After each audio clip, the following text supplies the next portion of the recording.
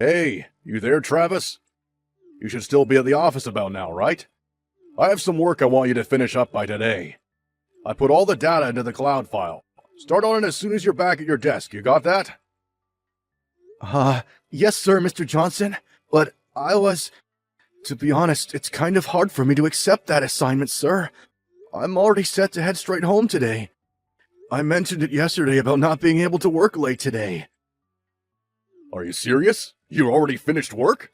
Well, that's all out the window. Sorry, work comes before play. Just get it done, Travis. Got that? What's more important to you? Your career? Or some video games waiting for you at home? Get to work!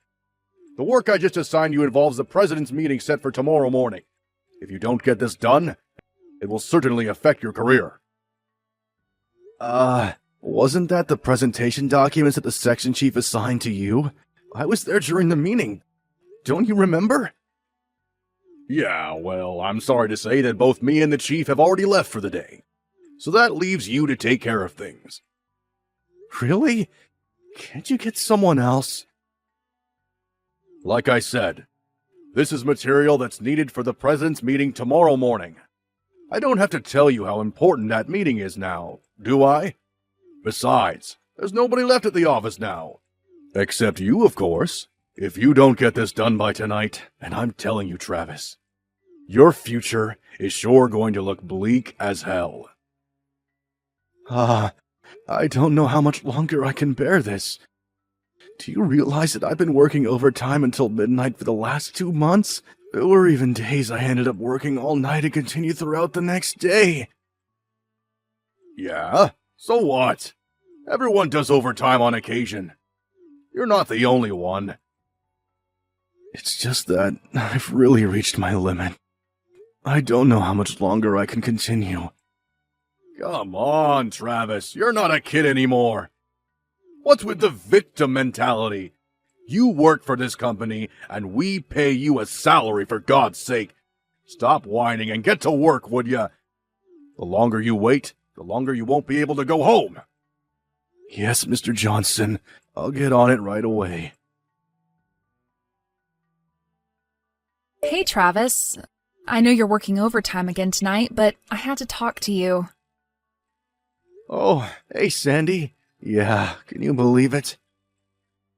Is your boss forcing work on you again? You keep this up and you'll get burned out sooner or later. This can't last. Yeah, well, I just can't seem to get out of it. This whole mess, it's all completely my fault, right? I'm really sorry. It really was not my intention. What are you saying? This is not your fault, Sandy. It was all Mr. Johnson and that section chief, Mr. Blaine's fault. They should never have hit on you like that. Yeah, well, I suppose so, but you reported them to HR, and after a while, the top brass reprimanded them for how they were treating their staff members. Not really naming you specifically, but they knew, of course. Well, long story short, I was forced to resign. Isn't this whole mess making you work late hours payback for, as they would probably put it, snitching on them, right? I know you tried putting in a request for transfer to another department and even another branch office, but there's no guarantee when that will happen. I'm really sorry I got you into this mess, Sandy. Please, Travis, don't worry about me. I'm fine. It's you I'm worried about. Just don't push yourself too hard. I don't want you overdoing things. Just so you know, I'm working too, and you can just quit and find a new job. You've got plenty of potential. My dad was really worried too. Hey, Travis, you okay? Have we been cut off or something? Are you seeing this text? What's up?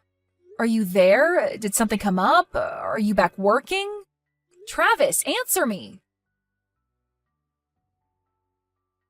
Hey, Travis, you seeing this? I heard you were taken to the hospital. What the hell are you doing? You just dumped that work I assigned you. Those documents for the President's meeting today. Are you out of your mind? You really think this kind of scare tactic is going to change anything? I mean, calling an ambulance while working overtime. Trying to highlight your ill treatment or something? Well, it isn't going to work, buddy. According to the doctor, They say it's exhaustion. More like weakness, if you ask me. How can you become exhausted just for working a few nights of overtime? Stop your belly aching, Travis. You're such a fuss spot. Get a good night's sleep, and you'll be fine, for God's sake. It's my job as your immediate superior to discipline irresponsible employees like you. Show you how things are done around here. I'll stop by the hospital tomorrow morning with your laptop. If you don't want to get fired, I suggest you get to work, buddy. Hello, Mr. Johnston. It's been quite some time, hasn't it? Hasn't been long at all. Something wrong up there? You in the psych ward or something? We just talked at the office yesterday. This is Sandy, Travis's wife. You remember me, right? Say again? Sandy? Yes, I don't know your line address, so I'm replying to you on my husband's phone. I hope you don't mind. Sandy, I didn't expect to hear from you. You took me a bit off guard there. I didn't realize you were so impatient to talk to me. I don't blame you. So, I guess you thought it over and came to the conclusion that I was the better option, huh? Kinda late for that, but still. Aren't you a little worried of leaving a record of our intimate conversation on your husband's phone? Not worried of the consequence, huh? Which means... Would you stop forcing my husband to work every night? Huh? What are you talking about? I'm not forcing anybody to do anything. That ambulance? That was all my doing. I called them last night. You called them? Why'd you go and do that? I was conversing with him through line last night when it suddenly went dead. I couldn't get a response from him after that. I was extremely worried. I called security and asked them to check out his office on the 3rd floor where he was working late last night. After some time, they made the rounds and a security guard found my husband on the floor, passed out cold. Wait a sec. I was not aware of that. This is not my fault, you got that? Don't blame this on me. The only reason he was working late is because he's slow. He's always taking a break and wasting precious time. He's got to work overtime. It's his own damn fault. Do you really expect me to believe you and Mr. Blaine? The two guys who were joking about sharing me? How can I trust what you guys say? You're not blabbing about this nonsense to other people at the office, are you? We don't need groundless rumors spreading. I've refrained from expressing my true opinion regarding how you've treated us, but this has gone far enough. I know this is all about giving you the brush off. You're just getting back at me, aren't you? Excuse me? How could you say that to your boss? You're not my boss anymore. You're twice as old as my husband and I. Don't you think it's a little cringeworthy for a middle-aged guy to be salivating after a young woman, a former staff member? You little ungrateful sneak! All I was trying to do was make office life easier for you, so you can do your job. To take you under my wing and teach you the ropes. That's all. Really? That was your intention? You seemed like you wanted more than that. That's why I refused. What was so wrong about that? I did my job properly and on time. There was nothing to fault me for. You think you're going to get away from insulting me like that, you spoiled brat? I've talked to my husband already. I'm recommending that he resign. What? Are you serious? Goodbye, Mr. Johnston. You really have nerve. You know that? You're just going to convince the guy that you rely on to live day and day to just up and quit, huh? Yeah, right. You do that, and you guys will be left homeless and penniless in no time. Good luck with that. You really screwed up, Sandy. I thought you were a bit attractive, and I thought I would give you a chance. But you decided to throw it all down the drain. I can't figure you out, but do as you like. I don't give a damn. Good morning, Sandy. Are you up? I just took a look at my smartphone. I didn't check it since 2 days ago. I see you had a little conversation with Mr. Johnston. Didn't go all that amicably, it seems. Yeah, right. Not a real friendly conversation, I suppose. I saw your phone on the bedside table and I was going to turn it off. Then I saw all those message notices on there that I just had to see what it was about. Could have been an emergency. Well, it was all Mr. Johnston. He was trash-talking you as usual. And after reading it, I just couldn't take it any longer. I just blew a fuse and just let my feelings out. I'm sorry. Don't be. When it comes to my well-being, you always tend to blow a fuse. I'm really sorry, Travis. I really shouldn't have gone off on him like that. Without first talking it over with you, but I just can't stand that guy.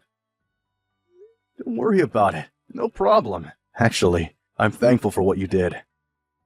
Huh? You're okay with it? He was here earlier. He stopped by to drop off his laptop. Why'd he do that? He said I had a lot of time on my hands while I'm here, so he told me to get to work on some urgent documents.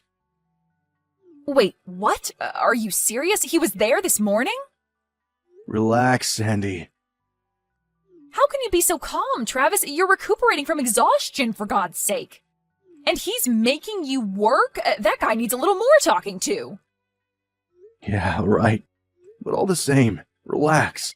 Because you told him off, he made the mistake of handing me some helpful materials for my payback plans. Huh? What's the laptop got to do with your paycheck plans? You'll find out soon enough. I know this is all hard on you. But give me a bit more time, would you? Yeah, okay, if you say so, Travis. I'll leave it to you. But just don't do anything rash. You got that? Yeah, I know. Thanks, Sandy.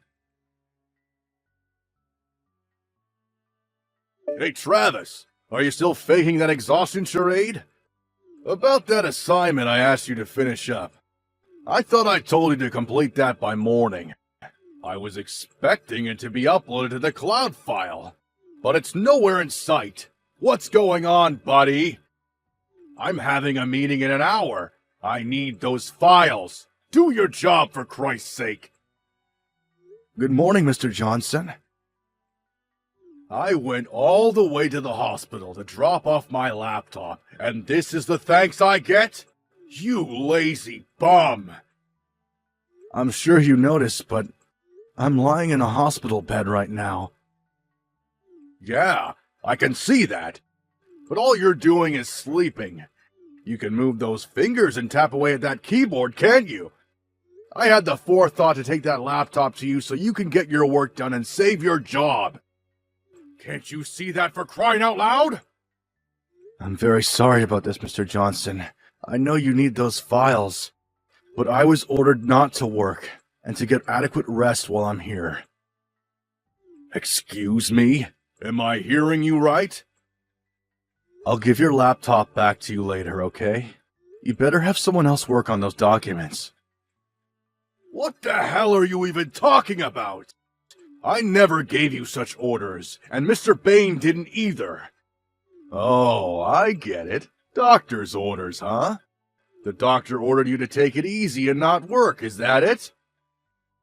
Yes, as you say, the doctor did say that, but...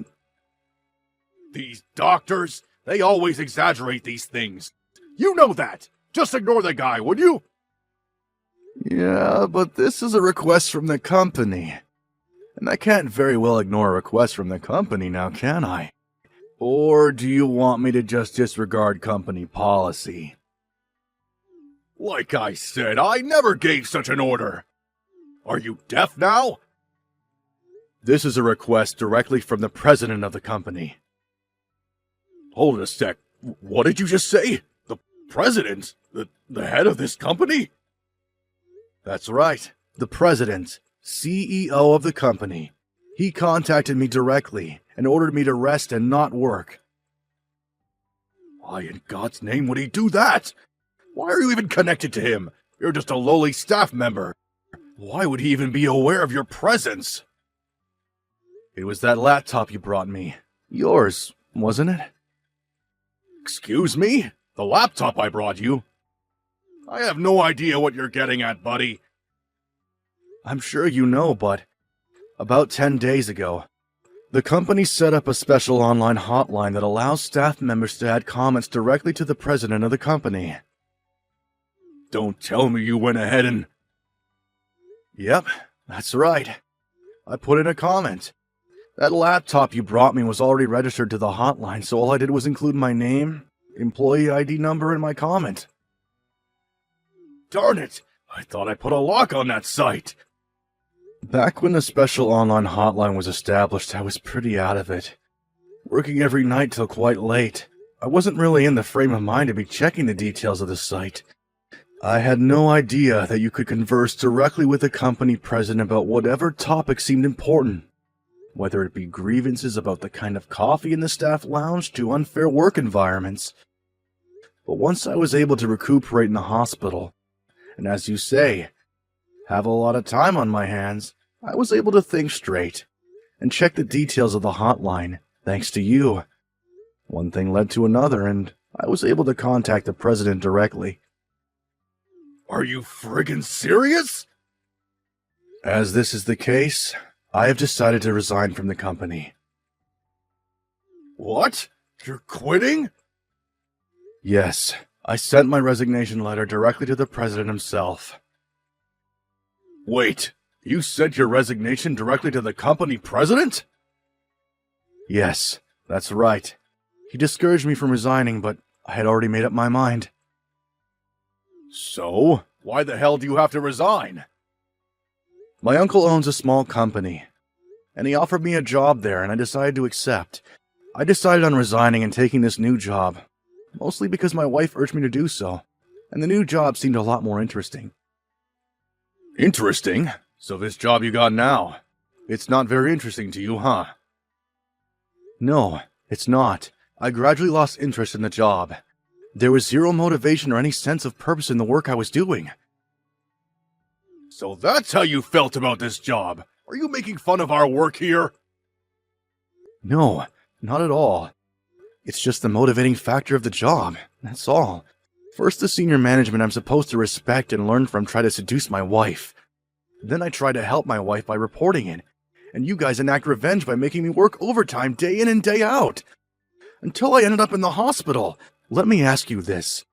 Would you want to work in a company like that? I'm pretty sure I know what the answer would be. That all depends on you. It depends on if you have the guts and perseverance to make it through the rigorous demand of being a marketing manager. Clearly, you don't have what it takes. Well, if that's the case, show the other staff members that you have what it takes as an example to others. Do your own work for a change, instead of just talking and giving orders. I urge you to put the work in yourself. Until you do that, none of your staff will ever respect you. Shut your damn little trap, you little smart mouth! How can you talk to me like that? As for me, I'm going to use up all my remaining paid holidays I wasn't able to use and resign. I think I'll rest up a bit before starting my new job.